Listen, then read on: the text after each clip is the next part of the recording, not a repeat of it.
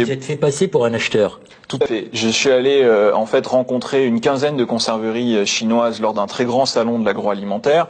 J'ai dit que j'avais des intérêts au Gabon, ce qui n'est pas le cas, je rassure les sociaux qui nous regardent, et que ma famille était dans l'import-export, j'étais une grande famille d'industriels en Afrique, et j'ai négocié en fait des importations de concentré de tomates. Et là, les Chinois m'ont tout de suite proposé de couper le produit pour que ça soit moins cher et de mettre à ma guise, c'était moi qui décidais, 20% de fibres de soja, 30%, 40%, voire 50%. Et donc aujourd'hui, se commercialise en Afrique, majoritairement en Afrique de l'Ouest, un concentré qui est coupé. Ce n'est pas indiqué sur l'étiquette. On lit ingrédients, tomates, sel. En réalité, ce concentré est coupé.